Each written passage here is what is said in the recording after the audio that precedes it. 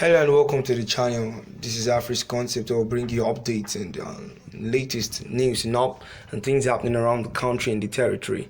Alright, so today we're going to be looking at Kanu'S continuous detention, provocative, shows double standards, Afenifere, Ohanaeze and others. Alright, different people are coming up to speak again on Kanu'S detention, and it's saying that his detention is provocative, bringing about provocating the people, provocating the agitators, and touching his detention. All right, Southern political leaders under the aegis of the Southern and Middle Belt Leaders Forum have said the continuous detention and trial of the leader of proscribed indigenous people of Biafra, Nnamdi Kanu, on charges of terrorism and treasonable felony by the federal government was provocative and showed the double standards of the Buhari-led regime. Let's look at this critically. They also demanded a stop to any further prosecution of Yoruba Nation agitator Sunday Igboho, who is currently on a conditional release in Benin Republic. The group alleged that the federal government had no moral rights to continue with the prosecution of the freedom fighters, while Boko Haram terrorists will be given VIP treatment by the regime. Now, this double standard of as touching Buhari's regime is actually talking about the way they treat the Boko Haram sect that were captured and giving them a VIP treatment while still prosecuting the agitators, the freedom fighter. And it's bringing about a two-way thing, a two-way situation as touching Buhari's regime. Alright, the group made this known in a communique jointly signed by the leaders of the Pan-Yoruba organization, Afenifere, the Pan-Igbo Socio-Cultural Organization, Ohanaeze Indigbo Worldwide, the Middle Belt Forum, and the Pan-Niger Delta Forum, issued at the end of the meeting held in Abuja on Thursday and obtained by Saturday Punch. Kanu has been detained in the facility of the Nigerian Secret Police, the Department of State Security Service, for 258 days, having been arrested since June 27, 2021.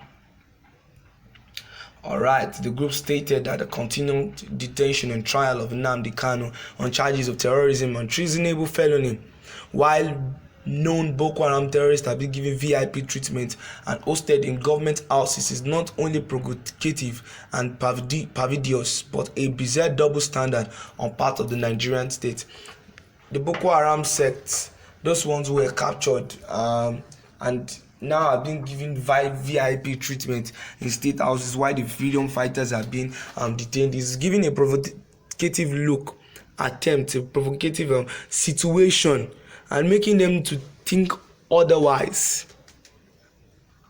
These groups stated in the meeting that they held that this situation here is actually bringing about a two-way thing as touching Buhari's tenure. And believe me, if he's not careful, they might think that because the Boko Haram guys are from the north and he is also a northern, and his favoritism to criminals, why those that are fighting for freedom are being detained. They said, we demand in national interest the immediate release of Nnamdi Kanu and a stop to any further persecution of Sunday Igboho, who is currently on a conditional release in Benin Republic. Speaking on 2023 election, they further reiterated their earlier stance that the South will not support any political party that did not zone its ticket to the South. They also want Southern political stakeholders not to compromise this stance by engaging in actions and aspirations that would compromise the shared resolve of the Southern people. The statement further reads, we maintain that the basis of any viable democracy, especially in a diverse and complex country such as Nigeria, is fair and even sharing of power. Therefore, unequivocally and in full resolve, again call on all political parties in the country to zone their presidential tickets to the South. Accordingly, we call on all lovers of peace and equity in Nigeria, particularly our people of Southern Nigeria and Middle Belt region, to reject any political party that fails to zone its presidential ticket to the South. Consequently, we caution political stakeholders from southern Nigeria against aspiration for or actions that will compromise the shared resolve of our people. They also called on the federal government to restructure the country to reflect true federalism and enthrone equity, fairness, and justice before the 2023 general elections. They also had alleged that the regime's lukewarm attitude in tackling insecurity in the country lent credence to the impression that they were using insecurity to foster certain political agenda.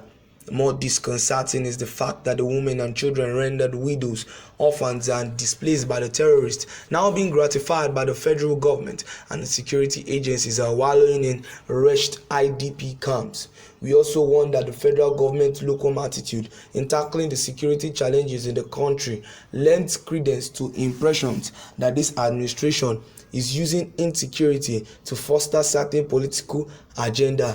Part of the statement read, because I could remember vividly in one of the manifesto of President Muhammadu Buhari. One of it was that he said that when he comes into power, that the Boko Haram situation is going to stop, and of the truth, it stopped. It was a suspecting move, because many could have believed that he has a hand in the insecurity situation of Nigeria, because when he entered, it stopped. And then this was the same terrorist group that terrified Eternal before ease. So if something is not done speedily, it will be said that they are using insecurity to sponsor selfish acts. My dear listeners, this is all we have for you today. Thank you for joining us today. Please subscribe if you don't subscribe. I need the notification button to get updates on our posts.